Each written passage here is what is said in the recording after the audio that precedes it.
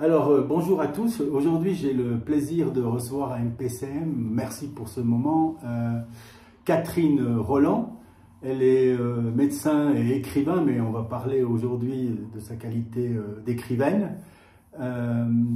Et puis, je vais directement commencer avec la seule question qu'elle connaît. Elle va nous proposer trois livres. Je pense que ça va être assez difficile pour elle parce que c'est une grande lectrice. Alors, je vais découvrir avec vous les trois livres qu'elle propose à notre petite communauté. Alors, bonjour, merci de m'accueillir. Alors, les trois livres, on commence directement dans le vif du sujet. Alors, j'ai réfléchi et puis effectivement dû faire des tris parce que je lis beaucoup.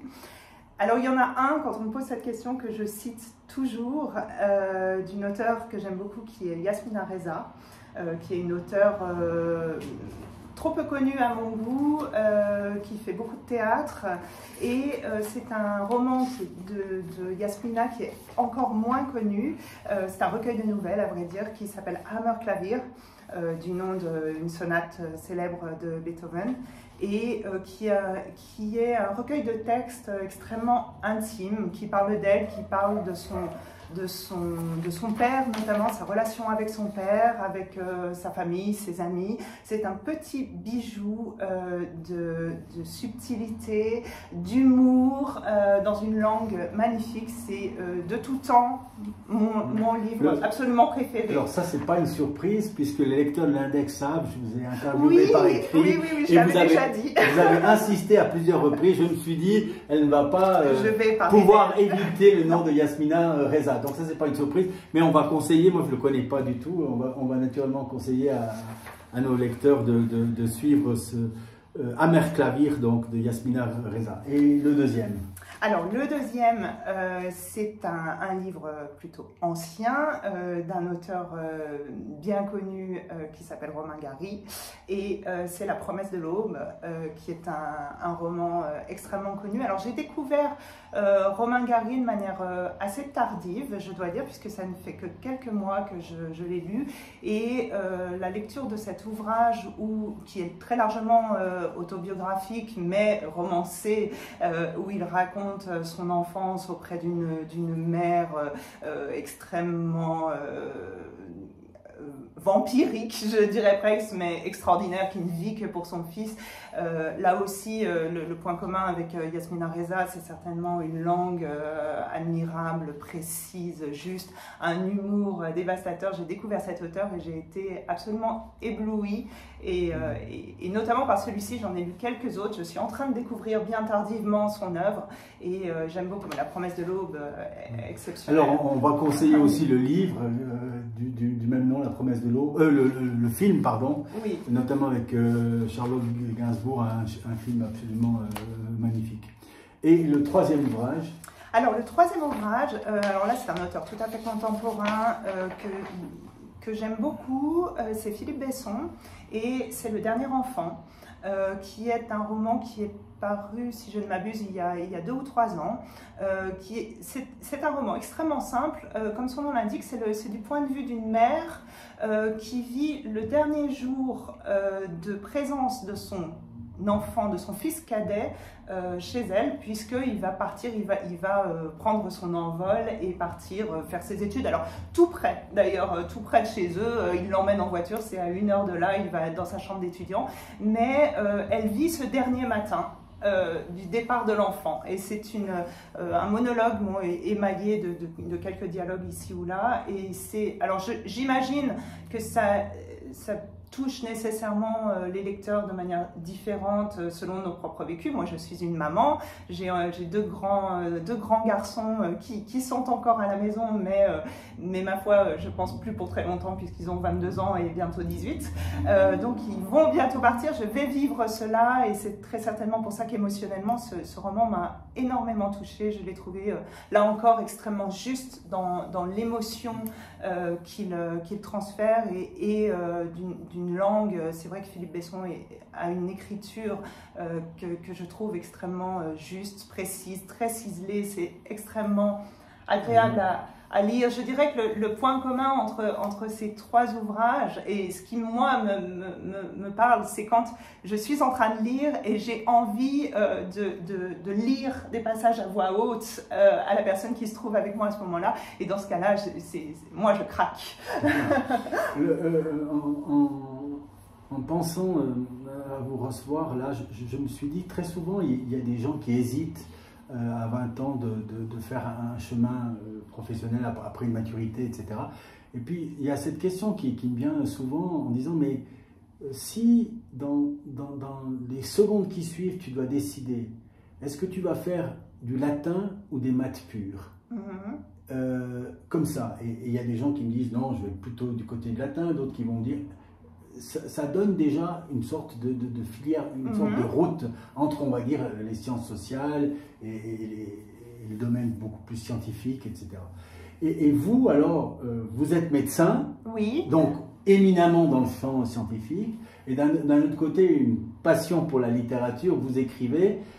Comment vous joignez les deux bouts de ces mondes qui, a priori, sont en opposition? À mon sens, pas tant en opposition que cela, parce que la médecine, certes, c'est une discipline scientifique, mais elle relève des sciences humaines. Et pour moi, en tout cas dans mon exercice médical et dans mon expérience médicale, c'est beaucoup plus le côté humain que le côté scientifique qui ressort, je pense, dans mon exercice. Moi, ce qui m'intéresse dans la médecine, alors je ne sais pas, je n'ai plus 20 ans, donc je ne me souviens pas forcément quelles étaient mes aspirations au départ dans le choix de cette carrière, et puis ce ne sont pas forcément des choses qu'on verbalise, c'est un instinct, c'est un ensemble. Mais ce qui est certain, c'est qu'au fil de ma carrière, mon exercice s'est sans doute modifié avec une vision de l'autre. Ce qui m'intéresse, c'est de soigner des gens, c'est pas de soigner des maladies, c'est pas de soigner des chiffres. Et en cela, la découverte sans cesse renouvelée de la personnalité des humains me sert tous les jours dans mon travail d'écrivain, puisqu'on raconte des destinées finalement. Est-ce que maintenant, avec votre expérience, votre recul, est-ce que vous dites que les modalités de formation du médecin, je fais référence surtout aux 2 premières années de médecine, est-ce qu'elles sont en adéquation avec cette sorte d'idéal de dire la médecine, elle est dans l'humain?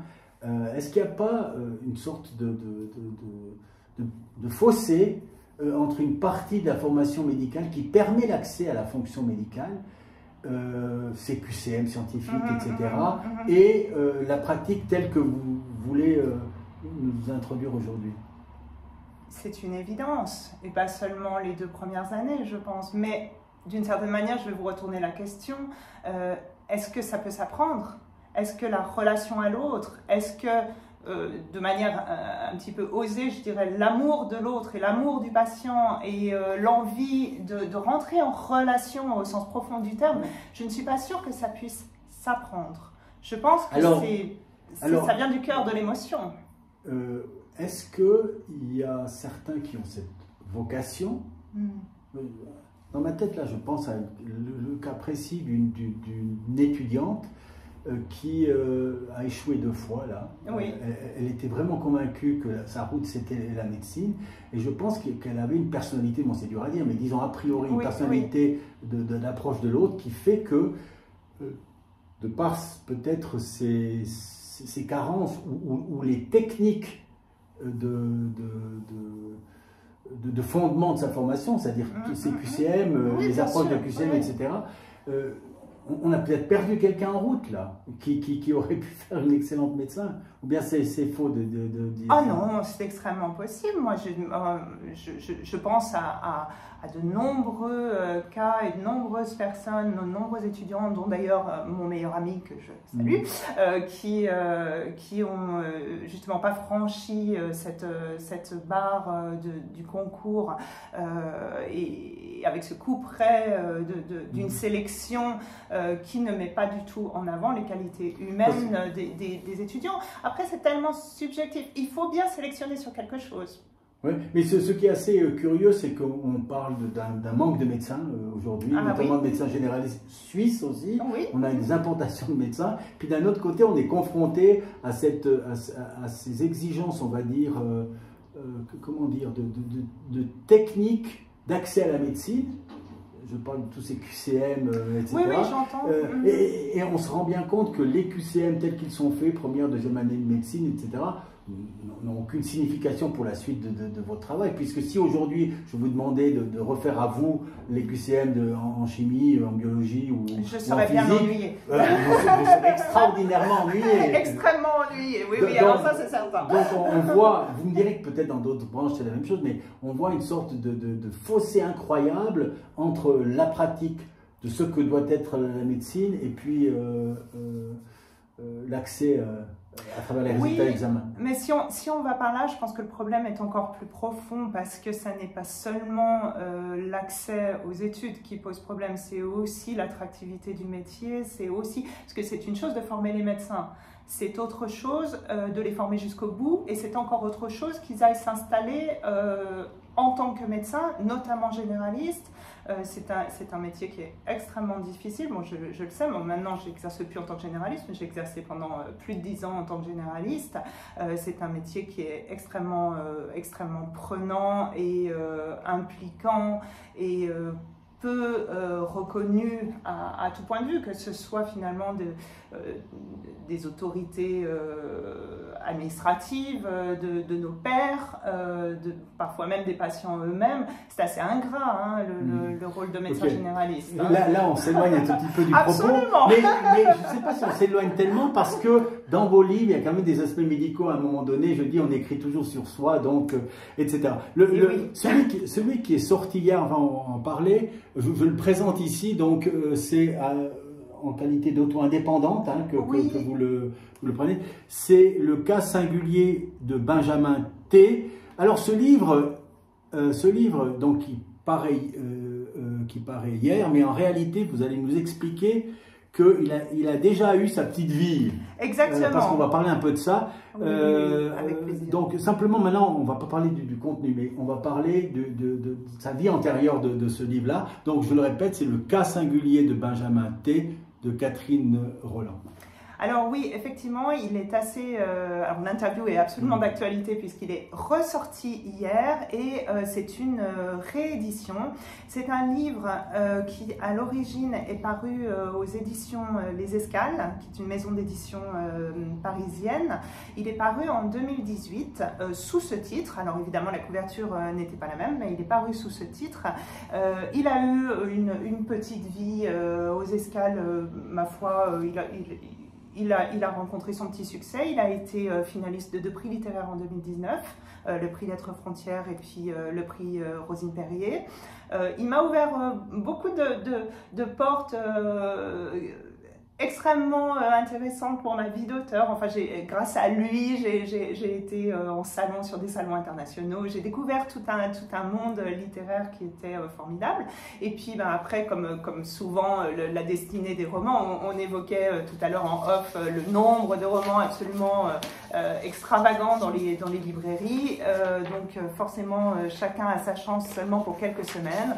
Et après quelques mois, eh bien, il est tout doucement... je ne veux pas dire mort de sa belle mort, mais quasiment, puisque l'éditeur ne l'exploitait plus et que le titre n'était même plus disponible à la commande.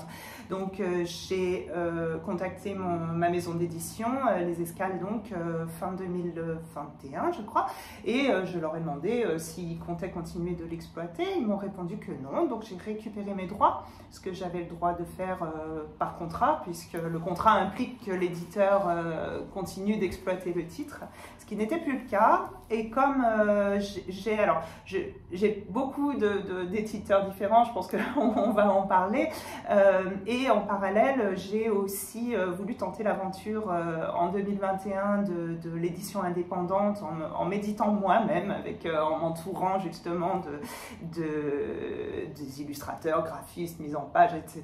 Et bon, comme je roulais ma bosse depuis un moment dans le milieu, donc je connaissais un petit peu, je me suis dit pourquoi pas. Et j'ai publié le début d'une saga fantastique en auto-édition qui s'appelle Emma Paddington, dont trois tomes sont déjà sortis. Donc j'avais cette petite expérience. Et du coup, je me suis dit, mais pourquoi pas le cas singulier, lui redonner sa chance à ma manière. Oui. Voilà. Vous avez utilisé un mot alors fantastique. Je crois qu'on est tous les deux assez attachés aux mots, etc. Oui. Et là, je me suis demandé, est-ce que Catherine Rolland, elle est dans la littérature de fantasy, dans la littérature fantastique, dans la littérature de science-fiction, dans la littérature romanesque, où c'est des sous-sections dans quel genre, pour les auteurs, pour les auditeurs, vous classeriez le cas singulier de Benjamin T? C'est la question compliquée. Parce que je vais peut-être poursuivre. J'ai découvert Catherine Rolland. Alors, il y a un article qui est apparu à l'Index sur la dormeuse. Quand j'ai lu le pitch, parce que je n'ai pas lu le cas singulier de Benjamin T, en revanche, j'ai lu la dormeuse, je me suis dit qu'on est là dans un genre de roman similaire, dans la mesure où vous traversez les époques. C'est-à-dire que dans le même livre, on est au XXe, au XXIe siècle, etc. Et on est également chez la dormeuse au temps des Romains, et ici, d'après le pitch que j'ai lu, au temps de la Deuxième Guerre mondiale. Exact. Donc, c'est quoi cette littérature? Alors, si on ne dit que ça, la réponse est assez simple. C'est-à-dire qu'on peut se dire ce sont des romans historiques. Le seul petit bémol qui nous fait basculer dans quelque chose qui ressemble quand même à du fantastique, c'est que ce sont les mêmes héros qui passent d'une époque à l'autre. Donc, par différents moyens, ce ne sont pas les mêmes, enfin on est dans finalement un prétexte de voyage dans le temps dans la dormeuse, et on est dans quelque chose d'un petit peu plus subtil dans le cas singulier de Benjamin T, avec un passage d'une époque à l'autre, dont on ne sait pas finalement s'il est réel ou fantasmé. Donc le héros de Benjamin T souffre d'épilepsie. Exactement. Et il cherche un traitement, on lui propose un traitement novateur, et ce traitement novateur, enfin c'est le pitch en tout cas, nous dit il va basculer en 1940 ou 1944 dans la résistance. C'est ça. Donc la technique là, c'est une technique, on va dire, entre guillemets, médicamenteuse. Oui, c'est le prétexte, effectivement. Hein, oui, c'est le prétexte parce que voilà, tout n'est pas si simple et tout est un petit peu, justement, brouillé. Je brouille les pistes un petit peu, mais en effet, c'est ça. Le prétexte, c'est un essai thérapeutique auquel il va participer, et à partir de là, il va se retrouver pris dans ce phénomène. Et bon, le roman est écrit de son point de vue, donc le lecteur n'en sait pas plus que lui. Est-ce que c'est du fantastique ou de la science-fiction? Alors moi, je vais dire encore, je vais botter en touche et pas répondre. Moi, je parle de réalisme magique. C'est-à-dire qu'il y a une petite composante magique, mais on n'est pas dans du fantastique ni de la science-fiction, en tout cas pour moi, mais on parle tellement ce sont des termes finalement, mais pour moi, il n'y a pas un univers totalement fictif et utopique et quoi que ce soit. On est dans deux réalités. Après, oui, le prétexte est fantastique, ou le prétexte est un prétexte de science-fiction, si on ne parle que de ça, parce qu'on peut supposer que les voyages dans le temps n'existent pas, quoique on ne sait pas. Mais finalement, c'est simplement le prétexte. D'ailleurs, aux escales, les escales, j'y reviens parce que ça répond un petit peu à la question peut-être, les escales ne sont pas du tout une maison d'édition qui fait du fantastique. Ils font de la littérature contemporaine, de ce qu'on appelle la blanche, et ils l'ont pris. Alors, moi, personnellement, parce que je ne suis pas du tout un adepte de la littérature fantastique, du tout, je dis ça. Et mes connaissances de la littérature science-fiction sont trop limitées pour... Et je dis au lecteur, je dis Catherine Rolland, elle n'est pas dans le fantastique et elle n'est pas dans la science-fiction. Mais ça, c'est mon propos, elle est ailleurs. Moi, ce qui m'intéresse, j'ai peut-être une question difficile à vous poser. Allons-y, je me prépare. Un piège. Oh parce qu'on a compris avec le cas singulier de Benjamin T, que, on va dire, le prétexte, on va dire, c'est le médicament qui vous permet de ramener le cas à 1940. Alors, la question que je vous pose, quel est le prétexte qui vous permet de ramener au temps des Romains dans la Dormeuse? Parce que ça, c'est une énigme pour moi, encore aujourd'hui, qui est apprécié beaucoup ce livre. Qu'est-ce qui fait, vous allez expliquer, qu'est-ce qui fait que ces personnages-là se retrouvent du XXIe siècle à Pompéi? Parce qu'ils trouvent un passage secret et une faille temporelle. Mais alors là, nous avons dévoilé un point absolument essentiel de l'intrigue. Non, pas du tout. Non, pas du tout. Alors, je dirais pas du tout. Alors là, elle pense avoir spoilé le livre. Oui, là, je dirais, traumatisée. Non, je dirais, elle n'a pas du tout spoilé le livre. Et vous pouvez aborder la Dormeuse en ayant cette révélation parce que vous l'apprécierez de la même façon. Oui, non, mais blague à part, je pense, effectivement. Franchement, oui. Alors non, c'était pas du tout mon but. Maintenant, Catherine Rolland, le premier livre que j'ai lu de Catherine Rolland, qui a donné lieu à un article assez dithyrambique, je dois dire, à l'index, c'était Les Inexistants, ça c'est récent. L'année dernière, il a un an. Il a un an. Donc vous le trouverez facilement en librairie. Il a été parmi les candidats au polar de la maison BSN Presse dans le Fictio. C'est vraiment un livre que je vous recommande, très étonnant. Peut-être juste en dire un mot, le pitch verbal que vous communiquerez de ce livre, c'est quoi? Alors on est complètement, là on parlait de genre tout à l'heure, donc on est vraiment dans un autre genre, parce que là on est dans du noir, dans du roman psychologique sombre, on va dire. C'est un huis clos qui se déroule sur une temporalité très courte, puisque ça se passe sur une seule nuit. On commence à 21 h, on finit à 7 h du matin, avec un découpage des chapitres heure par heure. Nous sommes dans une ville anonyme de province qui n'est à aucun moment nommée. Et dans cette ville, il y a une ambiance assez particulière puisque il y a un tueur en série qui rôde depuis quelques temps. Et la police a assuré qu'il allait être arrêté dans la nuit. Donc on a cette ambiance, en plus il pleut, il fait froid, limite il neige. C'est une ambiance déjà d'entrée de match assez oppressante. Et on se trouve dans une petite zone industrielle assez triste et un petit peu inquiétante à la sortie de la ville. Et dans cette zone industrielle toute proche de l'autoroute, il y a un restaurant. Un petit restaurant qui s'appelle Le Péché Gourmand, qui lui est assez pimpant, assez joli, qui est ouvert jour et nuit. Et au moment où commence le roman, la serveuse qui va assurer la nuit, qui s'appelle Camille, commence son service. Elle est donc un petit peu inquiète de cette menace qui est assez abstraite, mais qui est là tout de même de ce tueur. Sa patronne lui dit même, est-ce que tu es sûr, on devrait peut-être fermer parce qu'on ne sait jamais, il peut y avoir quand même une fusillade ou que sais-je. Alors elle dit non, elle est finalement toute contente quand même, malgré les circonstances, de prendre son service parce qu'elle sait que très bientôt, elle va recevoir la visite du vigile qui garde les entrepôts sur la zone industrielle, qui s'appelle Noam, qui est un clandestin qui est arrivé d'Irak et avec qui elle a lié connaissance au fil des nuits. Alors, ils ont une relation tout en pudeur, tout en délicatesse. Ils se vouvoient encore alors qu'ils se connaissent depuis plusieurs mois. Bon, ils se nouent quelque chose qui ressemble à une attirance, bien entendu, mais ils se protègent l'un l'autre. Et on va découvrir au fil du roman assez rapidement que tous les personnages, donc ces deux-là et un autre qui va arriver assez rapidement dans le livre, ont tous finalement un passé assez lourd, dont ils vont révéler certains pans Et puis ils vont aussi mentir, il y a des secrets, il y a des mensonges, il y a beaucoup une relation à trois comme ça qui va se nouer au fil de la nuit, avec l'inquiétude qui monte.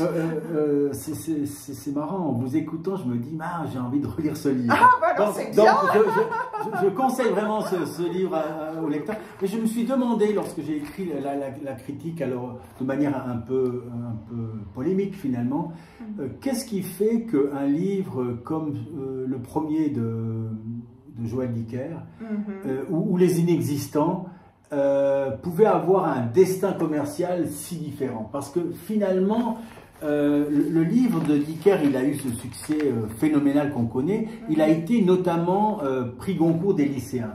Et puis à cette question, j'ai dit de manière un peu piquante, j'ai écrit ceci: je ne suis pas sûr que le prix Goncourt des lycéens le sache lui-même. Ce que je veux dire, c'est que comment on fait pour distinguer finalement l'histoire, le destin d'un absolument fabuleux de Joël Dicker, de celui beaucoup plus confidentiel. Il le sera peut-être moins, puisque cette émission ça va être extraordinaire. Non, mais les Inexistants, donc chez BSN Press, je le dis, chez BSN Press. Qu'est-ce qui fait, selon vous, que le destin des livres puisse être si différent, sans que manifestement la qualité littéraire ou la qualité du conte ou la qualité du scénario ou la qualité finalement du pitch soit si différente? Alors tout d'abord, merci pour la comparaison. Je me souhaite la même destinée. Mais vous êtes sûr que c'est... Est-ce que je ne suis pas sûr que je fais dans la flatterie là? Peut-être je fais en termes de succès, en tout cas, c'est tout ce que chaque écrivain souhaiterait, avoir le succès de Joël Dicker. Alors c'est drôle parce que finalement, la question que vous me posez, j'ai à peu près posé la même question en ces termes à l'époque justement à mon éditrice aux Escales, où avant que Le Cas Singulier sorte, on s'était rencontrés à Paris dans un petit troquet, et je nous revois encore toutes les deux et moi qui lui dis: mais comment est-ce qu'on fait pour faire un best-seller? Parce que j'étais quand même bien décidée à ce que Le Cas Singulier de Benjamin T soit un best-seller. Avant que vous répondiez, est-ce que Le Cas Singulier de Benjamin T il mériterait plus d'être best-seller que Les Inexistants? Je ne peux pas. Non, mais je dis dans votre tête, dans vos têtes. Ou bien que la Dormeuse. C'est extrêmement difficile. Qu'est-ce que vous en pensez, vous? La Dormeuse et Les Inexistants, par exemple, parce que Le Cas Singulier, vous ne l'avez pas lu. Moi, je suis mal placée pour répondre, mais je vous écoute, c'est intéressant comme question. Alors, moi je dis, je vois pas qu'est-ce qui fait que Les Inexistants puissent être moins vendus que Joël Dicker. Je vois pas. Je dis, c'est le hasard, c'est le destin, ou alors il y a un marketing que je comprends pas. Peut-être que le livre a été beaucoup plus poussé sur les rayons des libraires. Puis là, il faudrait poser la question aux libraires. Qu'est-ce qui fait qu'un livre puisse être vendu de même qualité, puisse être vendu beaucoup plus qu'un autre? Parce que finalement, il y a des gens qui me diront: ah mais attention Stéphane, là tu te gourres totalement, tu peux pas faire tu dois faire une différence de qualité entre Les Inexistants et La Vérité sur Henri Kléber. Et à ces gens-là, je leur dirai: peut-être vous avez raison, mais vous n'allez pas me convaincre pour les autres livres de Joël Dicker avec Les Inexistants.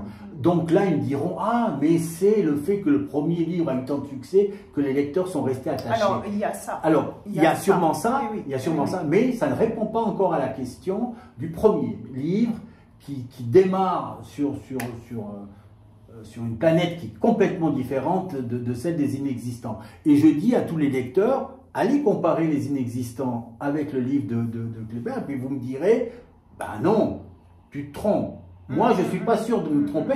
Et le premier livre, je parle du premier livre, pas des autres, le premier livre de Joël Dicker, je l'ai lu jusqu'à la fin avec un grand plaisir, parce que c'est les États-Unis, c'est une partie de ce que je connais, et l'ambiance. Et puis c'est dans ce livre-là, je dis dans ce livre-là, c'est quand même un formidable conteur. Mais je ne suis pas sûr que vous n'avez pas compté quelque chose d'assez étonnant. Et puis c'est vrai qu'il nous prend peut-être plus à l'âme Les Inexistants que le premier livre de Dicker.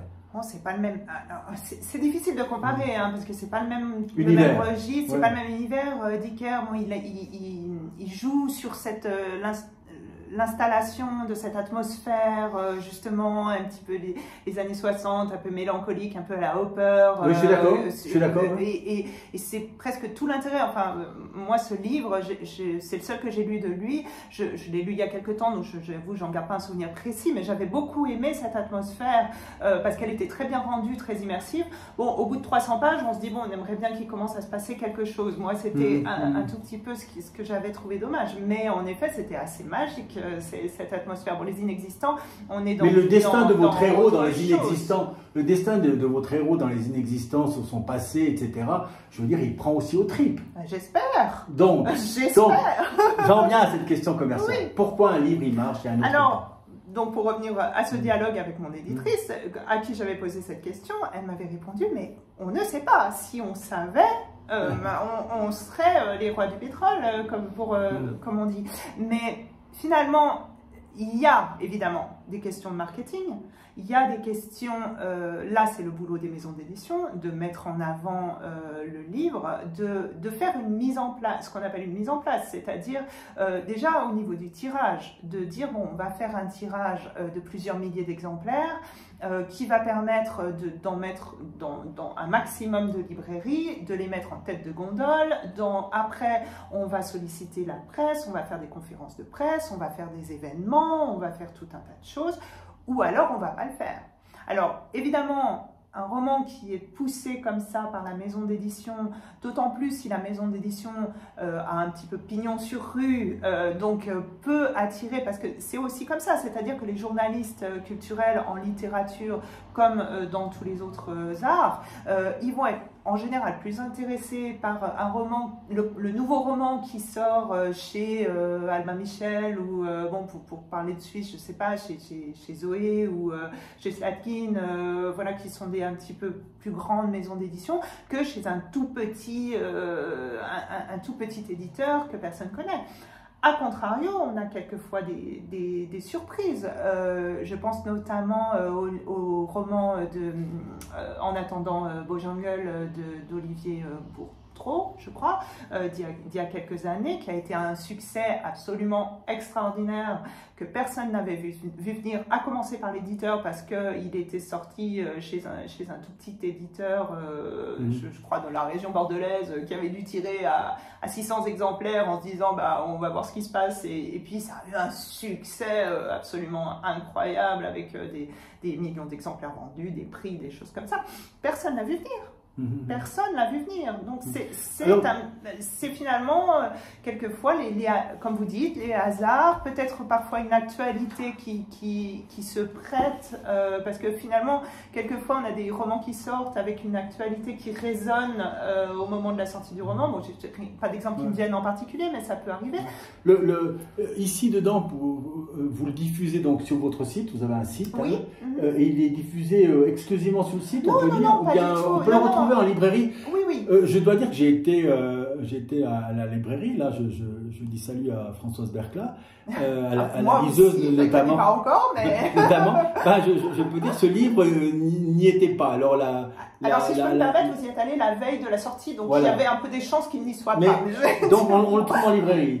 Alors on le trouve en librairie à la commande en général, parce que il n'y a pas. Alors, là j'ai travaillé donc en auto-édition avec une plateforme qui s'appelle Books on Demand, qui justement a un service de distribution. Donc ça veut dire, pour expliquer aux auditeurs, que le roman peut être commandé dans toutes les librairies et il est référencé. Donc il y a une différence, si je publie sur Amazon par exemple. Il sera que sur Amazon. Il sera que sur Amazon, voilà. Tandis qu'ici on le trouve partout. Il est référencé chez Payot, il est référencé côté français à la FNAC, à des sites, Furet du Nord, etc. Et l'éditeur alors c'est Books on Command. Books on Demand, B-O-D. D'accord. Enfin, c'est la plateforme. L'éditeur, c'est moi. D'accord, j'ai compris, c'est la plateforme. Et c'est la plateforme. Mais donc, pour le trouver, de toute façon, c'est assez facile. Il faut simplement dire au libraire que, en revanche, s'il tape le cas singulier de Benjamin T, il risque de voir la première édition, d'autant qu'il vient de sortir, donc c'est peut-être la première édition. C'est exactement ce qui s'est passé dans le cas particulier. Et qui est indisponible. Donc après, il est commandable en disant au libraire qu'il est par BOD, il n'y a pas de problème. Et en Suisse, il y a un distributeur en Suisse allemande, je crois. Donc Payot notamment, enfin, mais les librairies indépendantes également. J'avais déjà Quand vous avez décidé de passer à ce mode d'auto-édition pour ce cas particulier qui avait déjà fait l'objet d'une impression et d'une édition antérieure, qu'est-ce que vous êtes dit dans votre tête? Comment vous alliez communiquer au public qui ne vous connaît pas? C'est quoi l'idée d'une bonne auto-édition qui ferait qu'il y a un accès à ce public que l'on veut atteindre? Alors je crois qu'on a une arme absolument d'une redoutable efficacité maintenant pour les auteurs dits indépendants. Ce sont les réseaux sociaux et c'est Internet, mais particulièrement les réseaux sociaux à mon sens. Alors moi c'est vrai que... Ça veut dire Instagram. Vous êtes sur Instagram. Alors Instagram, Facebook. Alors il y a aussi TikTok. Alors moi c'est une question de génération. Je ne suis pas sur TikTok. Il faudra peut-être que je m'y mette. Bon après, alors... Il faut faire attention aussi de ne pas se noyer dans les réseaux sociaux et il vaut mieux avoir, à mon sens, ces réseaux un petit peu de prédilection. Instagram est un réseau qui est extrêmement actif sur le plan littéraire. Il y a beaucoup de lecteurs, beaucoup de chroniqueurs aussi. Donc si je peux donner de ma modeste expérience des conseils finalement aux auteurs qui veulent se lancer en auto-édition, c'est du boulot, hein, c'est du boulot de communication parce que si on veut faire vivre le roman, il faut être derrière, il faut le promouvoir, il faut être, comment dire, être content de ce qu'on a fait et être prêt à en parler. Avec des émissions comme la vôtre quand on le peut, ça c'est formidable. Également les chroniqueurs. Alors moi c'est vrai que c'est quand même mon 10e ou 11e roman, donc moi j'ai cette chance-là. Moi je suis pas tout à fait une auteure auto-éditée, je suis ce qu'on appelle une auteure hybride, c'est-à-dire que j'ai une partie de mes œuvres qui sont en maison d'édition dite traditionnelle et une partie en auto-édition. Ce qui évidemment me donne... il faut le dire quand même, une certaine légitimité auprès des professionnels du livre, parce que ce qui est très difficile, c'est de plus en plus injuste à mon avis, mais ce qui est très difficile en auto-édition, c'est que l'auto-édition a un petit peu mauvaise réputation, on y trouve tout et n'importe quoi, et puis on dit très souvent, ce sont des auteurs qui finalement n'ont pas été acceptés par les maisons d'édition, et c'est une édition par dépit. Alors ça peut être vrai, mais ça peut aussi être un choix de l'auteur qui, de plus en plus, s'entoure réellement de professionnels. Enfin, j'ai découvert ce monde et je me suis aperçu qu'il y avait des choses en auto-édition, il y avait des romans et des auteurs qui étaient vraiment extraordinaires et qui méritaient d'être connus. Quand j'entre dans une librairie, je pense que chacun a fait cette expérience sans avoir un objectif très précis, on voit ces dizaines de milliers de livres et on se dit mais comment se fait-il que d'abord je vais choisir tel ou tel livre, c'est les circonstances du moment, mais surtout est-ce que ça vaut la peine que j'écrive? Est-ce que vous, dans votre position d'écrivain, vous n'êtes pas des fois confronté à se dire mais finalement pourquoi j'écris? Bien sûr, mais je pense que ce qui est très important, c'est de ne... En tout cas, au début, quand on débute, quand on écrit son premier roman, je crois qu'il ne faut pas écrire son premier roman en se disant « je veux faire un best-seller » parce que c'est extrêmement aléatoire.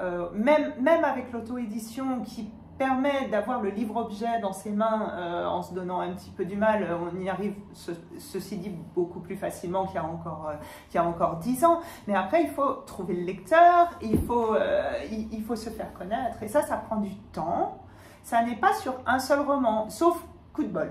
C'est vrai qu'il peut y avoir, il y a en effet, on parlait tout à l'heure En attendant Beau Jungle par exemple, il y a des romans qui explosent des premiers romans, ça arrive, et il y a beaucoup quand même d'autres auteurs qui construisent une carrière, et de roman en roman, ils gardent leurs lecteurs, ils en trouvent d'autres, et puis petit à petit ça vient. Alors quand le grand public les découvre, il a l'impression que c'est tout nouveau, tout beau, que c'est oh là là, c'est extraordinaire ce roman, et puis il n'est pas rare de s'apercevoir que le type qu'on vient de découvrir, ça fait 15 ans qu'il écrit et qu'il a publié publié 12 romans.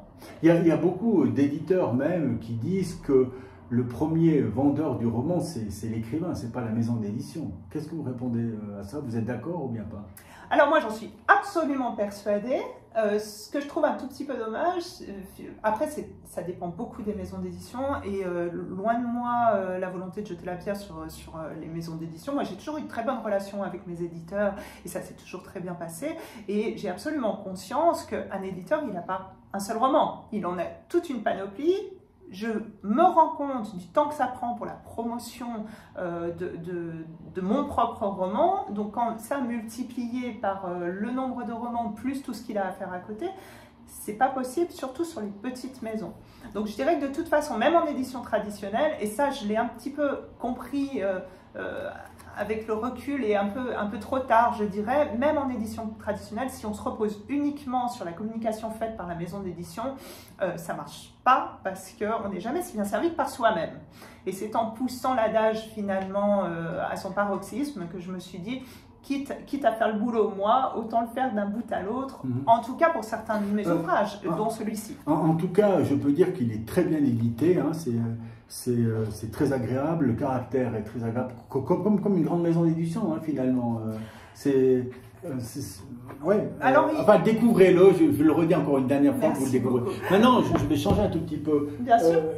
Vous êtes occupé, vous êtes mère de famille, vous êtes médecin, etc. Vous trouvez quand le temps d'écrire? Je me suis dit peut-être qu'aux urgences, le soir, quand il n'y avait pas assez de travail, se mettre un peu à l'écriture. Surtout pas dire ça à mon chef de service. Non, alors non, je triche un tout petit peu puisque moi je travaille à temps partiel. Donc effectivement, je travaille maintenant aux urgences de Neuchâtel. Mais j'ai un poste fixe. En fait, moi je travaille sur les urgences de jour et j'ai des jours fixes dans la semaine. Je travaille à 50%, donc je travaille seulement 10 jours par mois. Mais est-ce qu'il y a une répétition, une régularité plutôt dans l'écriture? C'est important oui. Ça. Alors, il y a une régularité dans l'écriture et il y a surtout une organisation où je prévois les moments où j'écris. Et ça, c'est fondamental. C'est-à-dire qu'on peut avoir du temps. Mais si on se dit, oh ben j'ai 3 jours devant moi, j'écrirai, et qu'on se dit que ça, surtout quand on n'est pas dans une logique routinière parce qu'on débute, il va toujours y avoir d'autres choses qui vont se mettre Par exemple, cette semaine, là nous sommes vendredi, 10 mars, est-ce que vous avez pris du temps pour l'écriture cette semaine du 3 au 10 mars? Alors, du 3, c'était quand? Le 3, c'était lundi. Oui, alors, c'est un super mauvais exemple parce que j'étais 3 jours à l'hôpital et hier, c'était la sortie du cas singulier de Benjamin. Donc là, hier... Ben, une semaine franche d'écriture. Alors non, il reste demain. Il reste ce soir. Il reste ce soir. Alors oui, dimanche, je suis en salon. D'ailleurs, éventuellement, je ne sais pas quand paraîtra la vidéo, mais dimanche 12 mars, je suis au salon médiéval et fantastique à Fribourg. Si jamais vous voulez venir me voir.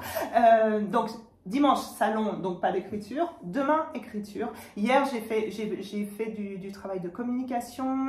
J'ai fait aussi du travail sur d'autres projets. J'ai eu une couverture pour un autre roman qui arrivait, donc j'ai travaillé là-dessus avec la graphiste. Vous nous avez dit que vous êtes une grande lectrice. Et vous casez où la lecture? Le soir. Oui, le soir. Enfin, pas d'écriture le soir. Alors, ça dépend, mais généralement, je suis fatiguée. Donc, quand je suis fatiguée, j'écris de la mélasse et ça m'agace. Donc, il y a des fois, c'est extrêmement frustrant. Hein, parce que, notamment, là, je suis la fameuse saga d'Emma Paddington. Je suis en train d'écrire le 5e et dernier tome qui va sortir donc en octobre prochain. Je suis dans la fin. Donc, quand on est en fin d'histoire, les choses, on est pris dans cet engrenage, ça s'accélère, je sais exactement ce qui va se passer. J'ai très envie d'écrire, alors quelquefois je sors mon ordinateur le soir en me disant allez, j'ai 1 heure, bon je suis pas tellement du soir, mais j'ai envie d'écrire, et puis ça vient pas parce que trop de fatigue, donc c'est mal tourné. Est-ce que vous connaissez John Irving? Oui, bien sûr. Le Monde selon Garp et ça. Oui. Et moi je l'ai... Pour moi, c'est un conteur, c'est vraiment un conteur. Est-ce que vous êtes dans cette catégorie-là? On me l'a dit. Mais je suis content alors. Parce que si je vous mets pas chez... Alors, si vous voulez, un vrai compliment, c'est pas de vous comparer à Joël Dicker, c'est de vous comparer à John Irving, par exemple. Alors, je ne réponds rien, mais merci. Je conseille aussi Le Monde selon Garp, je conseille tous les livres d'ailleurs de John Irving. Maintenant on les voit moins en librairie, à un moment donné c'était vraiment un succès, etc. Et puis alors maintenant la correction. Est-ce que vous êtes une grande correctrice? Est-ce que vous relisez beaucoup? Alors, je travaille, j'ai toujours travaillé comme ça, je me corrige au fur et à mesure. Je ne fais pas partie des auteurs qui font un premier jet sans se relire du tout en quelques semaines et qui ensuite mettent des mois à reprendre le livre, rajouter des choses, etc. Moi, généralement, quand j'arrive à la fin de mon premier jet, il est propre. Alors, je ne dirais pas qu'il n'y a rien du tout à modifier, mais il est propre, lisible, limite il peut être envoyé au correcteur. Est-ce qu'il y a un plan préalable? Oui. Ou bien il y a un plan? Oui, oui. Alors, moi, je travaille sur plan. Alors, les seules exceptions, c'est quand je fais du format très court. Soit de la nouvelle, soit éventuellement de la novella. J'en ai écrit quelques-unes aux éditions Okama notamment. Dans ce cas-là, je peux me permettre d'avoir une idée à peu près vague de là où je vais et j'arrive à la finaliser parce que du format court, une nouvelle, ça prend quelques jours à écrire, donc on est vraiment immergé. La difficulté d'un roman, évidemment, c'est que ça va s'étaler l'écriture sur des semaines et sur des mois.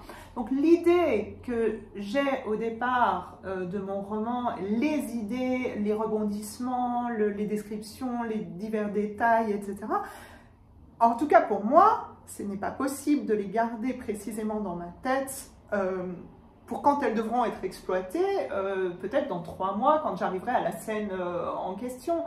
Et puis, bon, vous l'avez vu puisque vous m'avez lu, je fais tout de même des intrigues qui sont un petit peu complexes. Donc, mes romans sont rarement linéaires. Il y a souvent plusieurs points de vue, voire plusieurs époques qui coïncident. Et pour garder une cohérence générale, moi j'ai besoin de noter, j'ai besoin de me faire mes petits schémas, mes petites choses à ne pas oublier. Ouais. Alors après, bien entendu, au fil de l'écriture, il peut y avoir des choses qui se modifient dans le plan prévu initialement. Mais j'ai un plan qui est relativement détaillé. Alors par exemple, ouais. Pour La Dormeuse, peut-être que je me trompe, mais il me semble qu'il y a une bibliographie oui. à la fin du livre. Donc on voit probablement des lectures préalables oui. ou en cours de route de Pompéi, de Pline le Jeune, Pline l'Ancien, etc. Ça c'est préparé ou bien préalable d'ailleurs, parce que oui, alors bien sûr. Vous notez sur des fiches le contenu ou bien des passages? Alors comment j'ai fait? Je crois que en fait c'était au fil de mon plan qui devient finalement à un moment presque lui-même une mini-histoire parce que si vous voulez on a une armature au départ avec les grandes lignes, encore une fois les rebondissements, dans le cas de La Dormeuse les croisements entre les différentes époques et puis et bien après c'est comme un squelette à qui on rajoute un petit peu de chair sur l'armature petit à petit et eh bien, je rajoutais des éléments au fil de mes lectures, de ma documentation, c'est-à-dire que j'ai assez vite décidé que Pline le Jeune et Pline l'Ancien, par exemple, seraient des personnages à part entière de l'histoire, puisque j'avais envie qu'ils soient incarnés, j'avais envie de les inventer, et évidemment, le choix n'était pas un hasard, puisque la seule documentation, on va dire objective, qui soit parvenue à notre époque du drame de Pompéi, ce sont les 2 lettres de Pline le Jeune à son ami Tacite, où il a décrit d'une part l'éruption sur une lettre et d'autre part la mort de son oncle Pline l'Ancien suite à l'éruption sur la 2e lettre. Ouais. Et c'est tout. Donc évidemment, quand j'ai commencé à chercher, à me documenter sur Pompéi, un peu au-delà de ce que chacun sait, il y a eu le Vésuve qui est rentré en éruption et tout le monde est mort. Je suis très rapidement tombée sur Pline, les 2 Plines, et je me suis dit, ah mais quitte à les faire vivre à cette époque, ça serait formidable d'en faire des personnages. D'ailleurs, le lecteur voudra, et c'est l'un des mérites du livre aussi, c'est pour ça qu'on n'a absolument rien spoilé, voudra connaître Pompéi, Pline le Jeune, etc. et peut-être faire d'autres lectures. Ça, c'est encore un des mérites du livre La Dormeuse, parce que même moi qui fais pas mal de latin dans ma vie, je me suis dit, tiens, j'ai envie de revenir à ce monde-là. Et ça m'a fait penser, évidemment, à toutes les émissions qu'on a pu voir sur Pompéi. On est immergé là-dedans. Et ce qui est assez extraordinaire, c'est que effectivement, il y a ce transfert de période entre notre siècle, nos temps et Pompéi. Et puis, ça se fait presque naturellement. On se dit, mais qu'est-ce qui va arriver à ces auteurs qui sont là, mais qui sont aussi du temps de Pompéi? Donc, on n'a rien spoilé du tout de cette faille merveilleuse, finalement. Oui. Mais en fait, je dirais que c'est peut-être là que je vois le prétexte. J'ai pas lu de... il y a une piqûre, semble-t-il, entre guillemets, le prétexte qui fait que Benjamin va se retrouver en 1940. Et puis là, c'est une piqûre de la nature, on va dire, qui fait qu'on se retrouve à un autre moment dans ce livre. Alors, écoutez... je vous remercie d'être venu. Je dis merci pour ce moment, c'était très agréable. Et puis bonne continuation. Et puis je dirais, allez chez votre libraire, parce que c'est pas que une commande sur Internet. On peut aller faire vivre les libraires qui ont eu des temps difficiles. Oui. Peut-être, oui, la dernière question, c'est quoi votre rapport au contenu matériel? Parce qu'on sait qu'en gros, 10 à 15%, entre 8 et 12%, je sais pas, pour un écrivain. Les libraires, c'est un peu plus, les distributeurs un peu plus. Exactement. Vous avez fait le geste, etc. Est-ce que les écrivains sont les défavorisés de cette chaîne du livre? Alors, il faut distinguer l'édition traditionnelle et l'auto-édition. Ce sont deux choses différentes. Dans l'auto-édition, vous répondriez non, vous êtes d'accord? Si on arrive à se faire connaître, voilà. En tout cas, pour parler de choses claires, la rémunération de l'auteur dans l'auto-édition, elle est plus importante. D'accord. Maintenant, il faut qu'il aille se chercher son lectorat. Mais quel est le problème finalement dans l'édition traditionnelle? Moi, je sais qu'il y a beaucoup de mes confrères écrivains, certains de mes confrères écrivains qui déplorent le fait que l'auteur, grosso modo, est le plus mal payé de la chaîne du livre, alors que il est quand même l'auteur, donc sans lui, le livre, il aurait par définition de la peine à exister. Mais finalement, je crois que c'est surtout qu'il y a trop de personnes sur le gâteau. Donc le gâteau, il n'est pas forcément énorme, parce qu'un livre, c'est pas un objet qui est extrêmement coûteux de toute façon. Et puis, il faut quand même payer tous les professionnels qui font le boulot. Je crois clairement que personne dans l'édition traditionnelle n'est outrancièrement plus riche que les autres. Hein. Les éditeurs, la plupart des petits éditeurs, il y en a beaucoup qui ont un boulot à côté parce que ça ne suffit pas. Les libraires, c'est quand même un petit peu pareil. Les illustrateurs, ceux qui mettent en page, les graphistes, les correcteurs, etc. Personne, je pense, très sincèrement, ne fait fortune dans le milieu de l'édition, à part quand on a la chance d'être l'éditeur. Joël Dicker, maintenant, c'est son propre éditeur, donc là, il a trouvé la formule formidable. Enfin bon, quand on a dans son écurie, évidemment, un auteur à succès, par définition, le gâteau devient plus gros, donc tout le monde a plus d'argent. Je pense qu'après, il ne faut pas voir cet aspect-là pécuniaire comme l'objectif premier. L'immense majorité des écrivains ont un métier à côté et leur art ne les nourrit pas. Après, en auto-édition, il y a davantage d'auteurs qui vivent de leur plume. Ça, c'est indéniable, à la condition, cela dit, de s'y investir, j'ai envie de dire corps et âme, et surtout de produire plusieurs livres. Je crois que dans un cas comme dans l'autre, faire une carrière, c'est pas sur un livre. Il faut vraiment se rendre compte, pour les écrivains qui débutent, que un seul livre, quand bien même on en vendrait, je ne sais pas, 30 000, ce qui, à l'heure d'aujourd'hui, est un best-seller vraiment, c'est pas considérable, mais c'est déjà beaucoup, 30 000. Dans la chaîne du livre traditionnel, l'auteur va toucher entre 1 et 2 francs. Donc, ça veut dire qu'il va toucher, mettons, au maximum 60 000 francs. Alors, 60 000 francs, c'est merveilleux. Moi, vous me les donnez, je les prends. Mais 60 000 francs sur toute une vie, c'est déjà moins merveilleux, quoi. Donc, ça veut dire qu'il doit rééditer l'exploit au moins une fois par an et à chaque fois revendre autant de livres, ce qui n'est absolument pas garanti, parce que le deuxième roman, contrairement à ce qu'on pourrait croire, est toujours négocié d'une manière délicate, et même après un succès, ou devrais-je dire encore plus après un succès, c'est difficile le deuxième roman. Donc bon, okay. Voilà. Alors, on close. Merci pour ce moment, Catherine Rolland. Avec un immense plaisir, merci à vous.